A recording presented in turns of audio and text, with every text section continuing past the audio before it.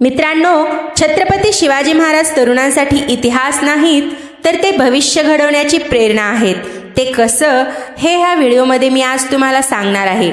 तरी हा व्हिडिओ शेवटपर्यंत नक्की बघा आणि व्हिडिओ आवडला तर एक लाईक, शेअर आणि सबस्क्राईब करायला विसरू नका.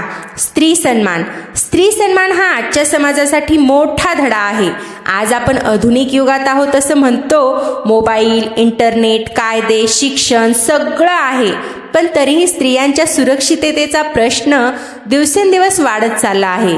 ही बाब समाज म्हणून आपल्याला आत्मपरीक्षण करायला भाग पाडते. पण जेव्हा आपण छत्रपती शिवाजी महाराजांच्या काळाकडे पाहतो तेव्हा जाणवतं की खरा प्रगत विचार हा काळावर अवलंबून नसतो, तो विचारसरणीवर अवलंबून असतो. शिवाजी महाराजांसाठी स्त्री म्हणजे केवळ घरातली व्यक्ती नव्हे, तर ती होती सन्मान, प्रतिष्ठा आणि शक्तीचं प्रतीक.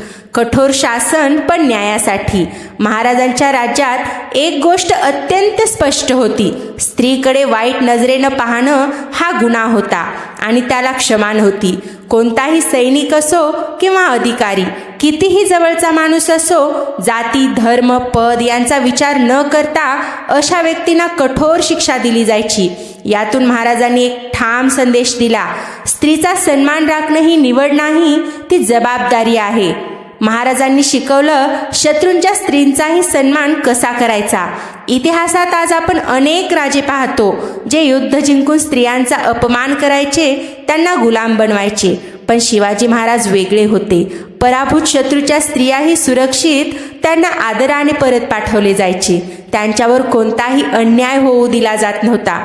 महाराजांनी दाखवून दिलं की खरा पराक्रम हा तलवारीत नसतो, तो संस्कारात असतो. शिवाजी महाराजांनी स्त्रियांच्या सुरक्षेला वैयक्तिक नाही तर राज्यस्तरीय जबाबदारी मानली होती.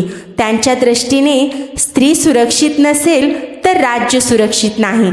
समाजातील कमकुवत घटक सुरक्षित नसेल तर स्वराज्य अपूर्ण आहे. आजच्या काळातही हा विचार किती महत्त्वाचा आहे. कायदे असूनही जर स्त्री घाबरून जगत असेल तर आपण समाज म्हणून अपयशी ठरतो. महाराजांनी म्हणलेले शब्द, स्त्री ही देवी आहे, तिला अपमानित करणारा राज्याचा शत्रू आहे, हे केवळ भाषणातले वाक्य नव्हते, तर ते त्यांच्या प्रशासनात दिसत होते, सैन्यात दिसत होते, न्याय व्यवस्थेत दिसत होते आणि त्यांच्या स्वतःच्या वर्तनातही दिसत होते. आज आपल्यालाही हा प्रश्न स्वतःला विचारायला हवा. आज आपण फक्त स्त्री सन्मानाबद्दल बोलतो का, की प्रत्यक्षात तो जगतो? आज शिवाजी महाराज आपल्याला काय शिकवतात? स्त्री सन्मान म्हणजे फक्त शब्द नाहीत, कृती आहे. विनोद, भाषा, नजर सगळ्यात सन्मान हवा. चुकीला माफी देणं म्हणजे अन्यायाला बळ देणं. प्रत्येक पुरुषाची जबाबदारी आहे की तो स्त्रियांसाठी सुरक्षित वातावरण निर्माण करेल. आजचा तरुण अनेक प्रश्नामध्ये अडकलेला आहे.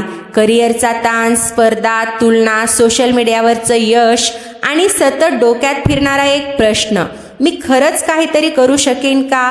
अशा वेळी छत्रपती शिवाजी महाराजांचा विचार केला तर जाणवतं की संघर्ष हा अपवाद नाही, तो खरा मार्ग आहे. वय लहान पण विचार मोठे. शिवाजी महाराजांनी अवघ्या 16 ते 17व्या वर्षी स्वराज्याची शपथ घेतली. त्या वयात आजचा तरुण करिअरचा विचार करत असतो. अपयशाची भीती मनात असते. आपण तयार नाही असं वाटत असतं. पण महाराजांनी दाखवून दिलं की वय लहान असलं तरी स्वप्न मोठं असायला हवं. त्यांचं स्वराज्य स्वप्न हे केवळ सत्ता मिळवण्याचं नव्हतं, ते होतं स्वाभिमानाचं, सुरक्षिततेचं आणि न्यायाचं स्वप्न. आज अनेक तरुण दिशाहीन वाटतात कारण त्यांचं ध्येयच स्पष्ट नसतं. शिवाजी महाराज मात्र अगदी लहान वयात ठरवून होते, माझं ध्येय स्वराज्य आहे. एकदा ध्येय ठरलं की संकट मार्ग दाखवतात. अपयश शिकायला लागतं आणि संघर्ष आत्मविश्वास वाढवतो. आजच्या तरुणासाठी हा धडा खूप महत्त्वाचा आहे. ध्येय ठरवा, मग मार्ग सापडतो. शिवाजी महाराजांच्या आयुष्यातही अपयश होते. किल्ले गमावले गेले, माणसं दगावली गेली, विश्वासघातही झाला, पण महाराज कधीच थांबले नाहीत. ते अपयशाकडे पाहायचे शेवट म्हणून नाही तर शिकण्याची संधी म्हणून. आजचा तरुण एका अपयशानं खचतो, पण महाराज सांगतात अपयशाने थांबू नका, त्यातून मजबूत व्हा. शिवाजी महाराजांचं आयुष्य म्हणजे सुखाचं नव्हतं, संघर्षाचा प्रवास होता. कमी साधनं, मोठे शत्रू, सतत धोका, तरीही त्यांनी कधी तक्रार केली नाही. आजच्या तरुणांसाठी याचा अर्थ संघर्ष येणारच आहे, पण त्याला सामोरं जाण्याची मानसिक तयारी ठेवा.